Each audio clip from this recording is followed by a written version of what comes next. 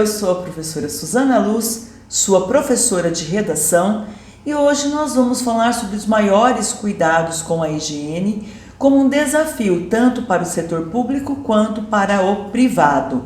Bom, primeiro que a higiene começa em atitudes individuais. Quando eu tomo banho, lavo as mãos, permaneço com as roupas limpas e também promovo um ambiente de maior higiene, de maior salubridade.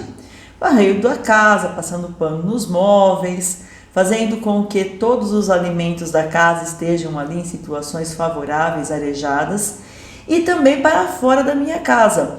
Quando a gente varre uma calçada, quando a gente cuida bem de um banheiro público, quando no ambiente de trabalho as condições sanitárias e de higiene também tem um foco especial por aquele nosso coordenador, por aquele nosso diretor, por aquele presidente, ou seja, pelas pessoas que estão ali na cadeia hierárquica. Valorizar essa questão da higiene é valorizar o próprio ser humano. Por isso que eu julguei como muito pertinente esse tema e quero saber se você sabe escrever sobre ele.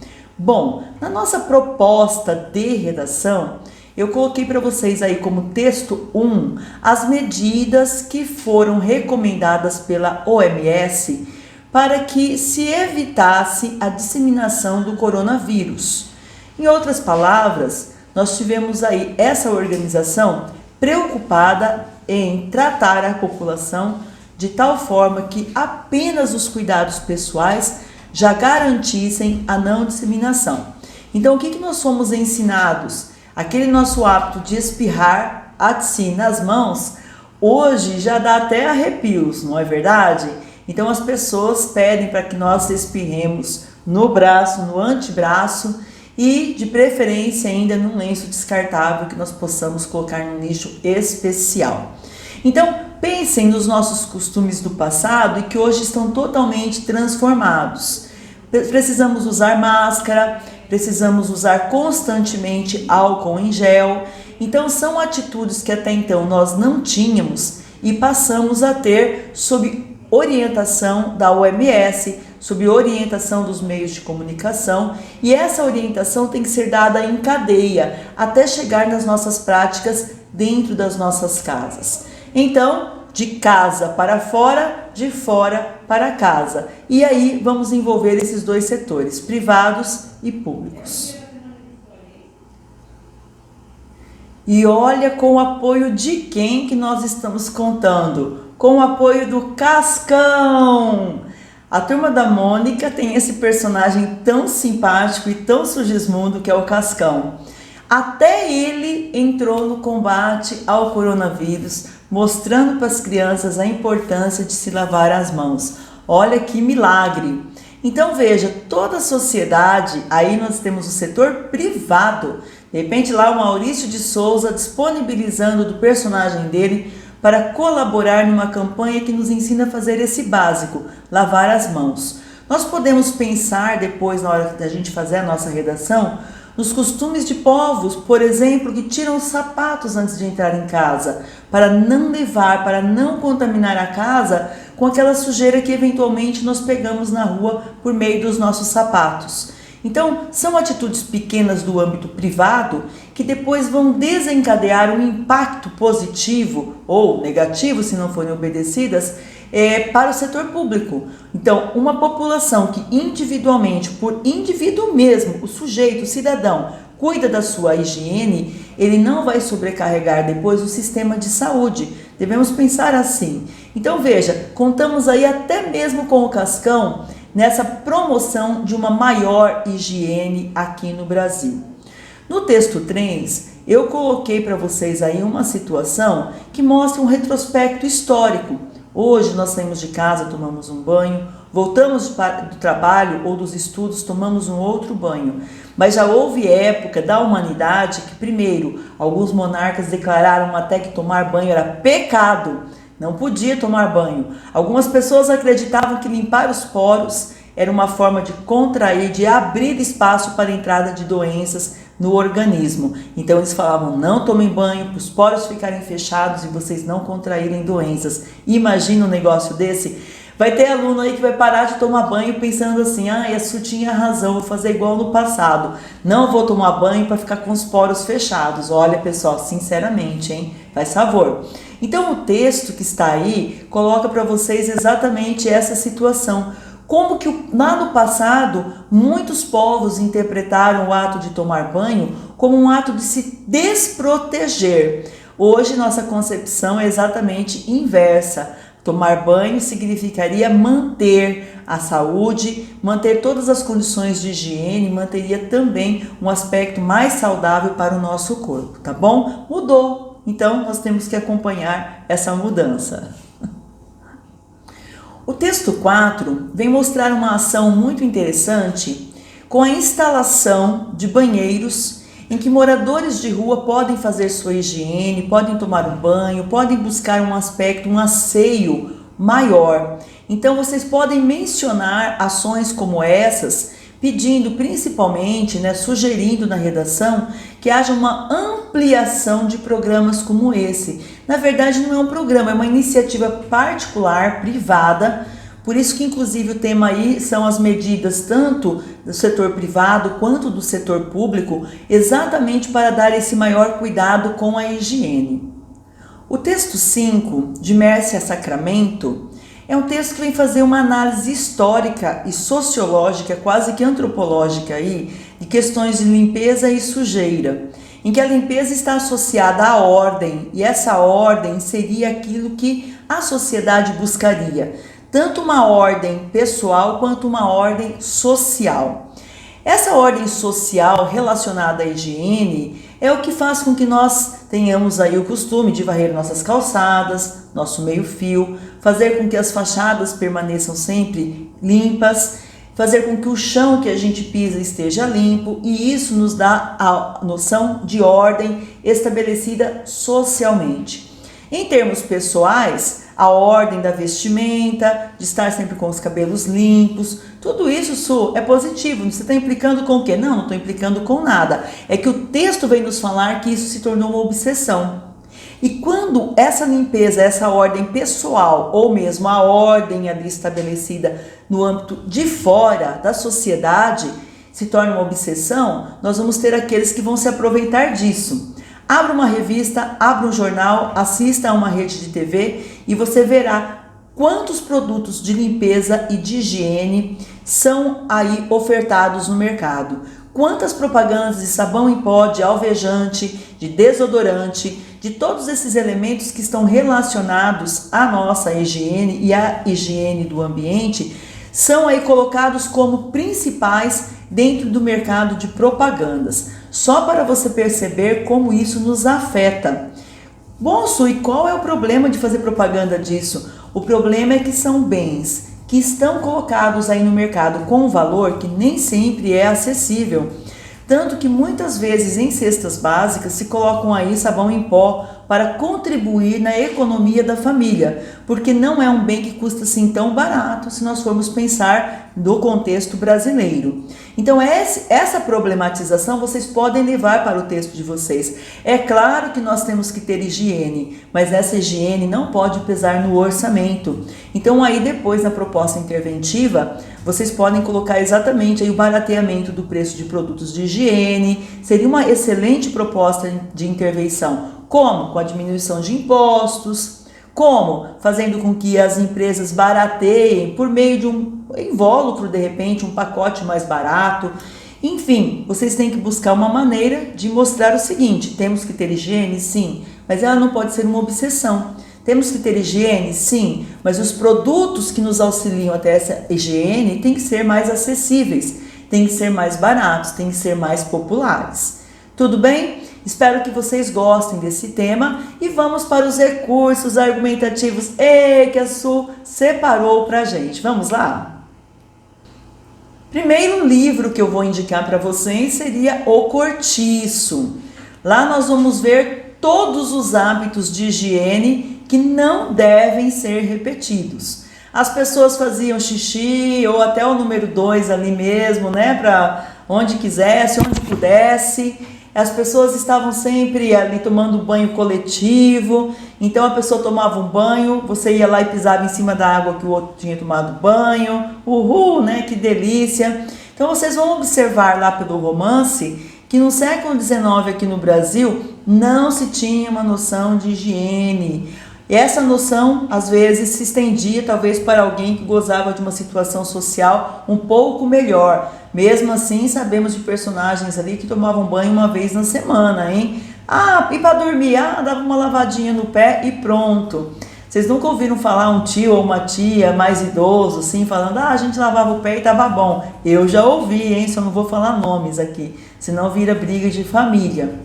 Coloquei para vocês também aí, como sempre, né? Um trechinho lá da Macabeia de Clarice Lispector, em que ela assoava o nariz na barra da combinação. Então vocês imaginam que delícia, né? Combinação é ali a camisola, né? Que a pessoa dorme, a mulher dorme. Antigamente as mulheres chamavam aquilo de combinação.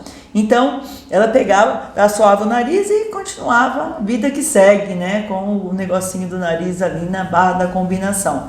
Mas sei lá, certamente ela viu alguém fazendo isso. Sei lá, de repente para aquela época Clarice Lispector até sabia que tinha pessoas que faziam desse jeito e ela colocou no romance para retratar essa falta de higiene. Tem um outro trecho de A Hora da Estrela em que o narrador, né, fala assim que as colegas de quarto não sabiam como avisar a Macabeia que ela tinha um cheiro azedo, bem assim morrinhento, né? Então você percebe que Macabeia talvez não tomasse banho todos os dias. Talvez ela não tivesse aqueles cuidados com a higiene necessários. A nossa Macabeia, coitadinha, né, órfã e teve uma tia que sempre a negligenciou. Então a gente fica pensando assim, que a higiene também é algo que se ensina. Você ensina a criança a que ela tem que pentear os cabelos, que ela tem que prender o cabelo para ir brincar, que ela tem que tomar banho antes de dormir. Isso é ensinado. Quando a criança não passa por esse processo, ela também não vai ter o costume, ela não vai ter o hábito. Então sim, vocês podem mencionar a Macabeia aí nesse trecho, tá bom? Vocês não vão acreditar, mas é verdade. Então eu coloquei aí para vocês. O sapo não lava o pé, não lava porque não quer. Quem que não cantou essa música que o sapo não lavava o pé? Então, hoje nós temos até a musiquinha que canta: o sapo lavou o pé, ótimo, lavou o pé para ficar limpinho, para ficar higiênico. Coloquei para vocês uma música aí também do Arnaldo Antunes, em que ele vai falar, vai sugerir essa questão do lavar as mãos, uma mão lavar a outra, aí já fazendo uma brincadeira, né, da cooperação, da colaboração, mas é uma música que vai trabalhar com essa questão dos vermes, bactérias, manda embora, embaixo da torneira. Então nós temos os objetos artísticos também, sejam eles infantis, sejam eles extraídos da MPB, nós temos músicas aí que vocês podem usar para dar aquela encaixada aí como recurso argumentativo na sua dissertação. Aí no texto 4, eu coloquei para vocês o Brasil passando vergonha. Lembrem então, vocês podem mencionar isso na redação de vocês, que quando ocorreram as Olimpíadas aqui no Brasil, muitos atletas de outros países que treinaram na Lagoa Rodrigo de Freitas, lá no Rio de Janeiro, eles tiveram problemas graves porque a água de lá estava contaminada, estava infectada. Essa contaminação gerou neles diarreia, vômito, né? E isso daí realmente afetou a imagem do Brasil. O que isso tem a ver com o tema da higiene? Tem a ver que o saneamento básico é um elemento que coopera, obviamente, para a higiene das populações. E essa higiene que desencadeia uma saúde melhor. Contrário senso, quando a água é contaminada e se faz a higiene ou se tem contato com ela, as pessoas, obviamente, vão desenvolver essas doenças que eu já mencionei e que estão mencionadas aí no texto também. Então existe uma relação direta entre saneamento básico, higienização e higiene da população. Então vocês podem mencionar essa vergonha aí que nós passamos com essa água contaminada. Vocês podem mencionar como recurso argumentativo o marco do saneamento que foi aprovado em 2020 e fazendo assim vocês vão mostrar essa relação entre água, saneamento e higiene. e nós já falamos sobre o tema de água aqui no nosso curso. Então vocês já estão doutores nisso, eu tenho certeza absoluta que vocês já estão doutores nisso, tá bom? No texto 5, eu mostrei ali os hábitos dos japoneses, que colocam as crianças para limpar as áreas públicas, inclusive banheiros. Então eles não colocam como vergonhoso o ato de limpar um banheiro, um corredor, higienizar um laboratório. Ao contrário, ensinam as crianças a fazerem isso. Muitas vezes os pais não têm essa preocupação, colocam lá uma empregada doméstica que faz tudo para os filhos e os filhos acabam não aprendendo a manter um ambiente limpo, não lavam louça, mantêm a cama sempre desarrumada, não trocam roupa de cama, não conseguem fazer uma higiene simples no banheiro, deixam tudo jogado para lá e para cá. Estão se reconhecendo? Ah, bonito para essas caras, né? Então, lá no Japão não, lá se ensina a criança a manter o ambiente limpo, coloca-se isso como responsabilidade dela, individual. Então isso é praticado tanto em escolas públicas quanto em escolas privadas. Muitas empresas também fazem com que os próprios funcionários mantenham os lugares de trabalho limpos. E isso é algo que se ensina, por isso que se fala em educação para a população. Tá bem? Fica aí a dica para vocês, então, para vocês mencionarem a cultura, principalmente japonesa, nesse sentido. Coloquei para vocês, no texto 6, a peste bubônica, também conhecida como peste negra. E todos que estudam aquele momento associam muito a disseminação dessa peste à falta de higiene que havia na população da época, nos locais públicos. As pessoas não tinham essas preocupações que nós temos hoje e por isso foi uma doença que se disseminou tão facilmente, porque as condições eram precárias de higiene, tá bom? Então sim, vocês podem mencionar também esse elemento histórico aí. E por falar em elemento histórico, nós podemos sim mencionar a revolta da vacina. Mas o que tem a ver higiene com vacina? Não, mas a revolta da vacina, embora tenha esse nome, ela não esteve associada apenas à questão de vacina ou não vacina.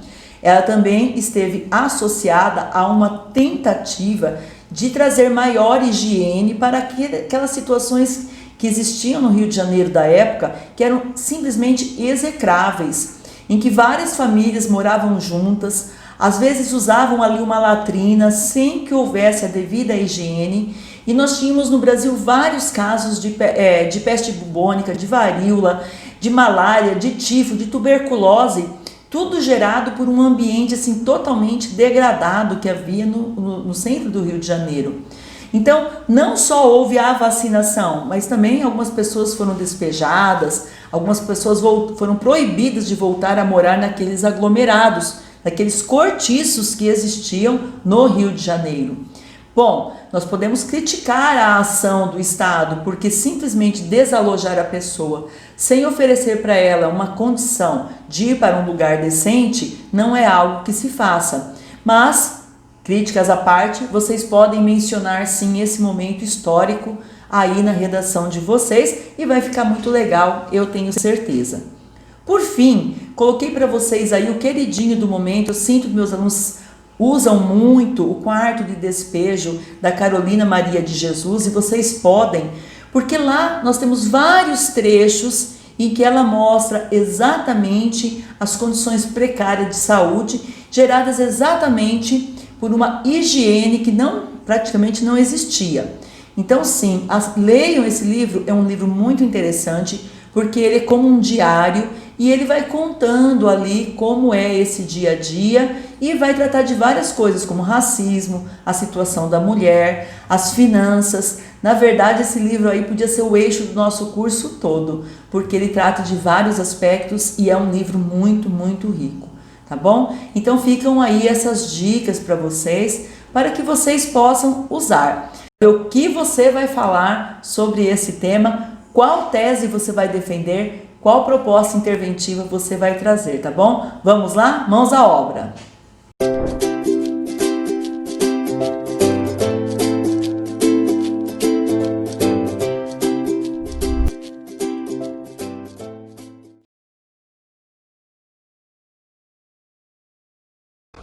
Oi, meu nome é Giovana e eu sou aluna do curso Suzana Luz. Sobre o tema Maiores cuidados com a higiene como um desafio para o setor público e privado, levando em consideração o contexto de pandemia, defenderia a tese de que um dos maiores obstáculos enfrentados será a necessidade de mudança de hábitos na população, já que tanto no setor público quanto no setor privado há uma constante interação entre as pessoas e se faz necessário que a saúde de todos seja preservada.